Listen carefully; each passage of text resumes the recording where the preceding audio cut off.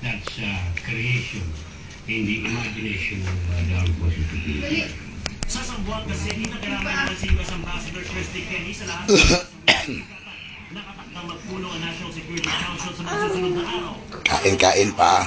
Sa Mindanao, pero Yeah, that one. Nice one. Eat. Ah.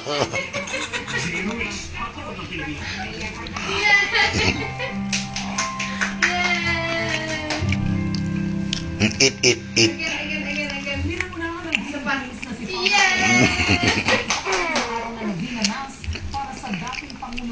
Kala niyo, reversible yan na dati, Oh, dalawa. Eat, tupit. Ah.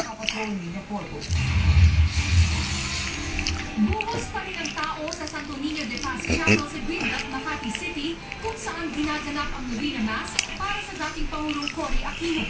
Ayon sa dating niyang spokesperson, No. The feet. Eat the feet. para sa kanya. He talked to Senator Noynoy last night because it was his duty. He said his mother is alright. She's comfortable. She still has no appetite, but she's comfortable and she's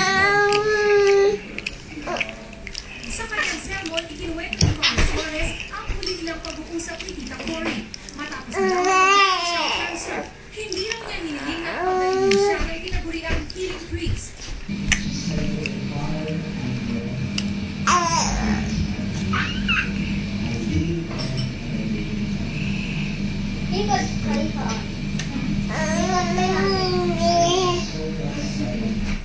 Pero higit sa healing na pisikal, gusto raw talaga ni Cory ang healing para sa bayan. Para sa ingatan. Huwag ko gagawin.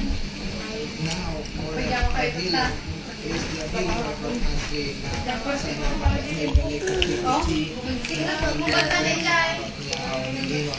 Matindi sa rin si Susan Moses at anak na si Mary Grace. Hindi raw niya malilimutan ang dalawin ni Mrs. Aquino sa Ikaw, eat. PJ. Dala ang rosaryo ni Mama Eh. Teresa.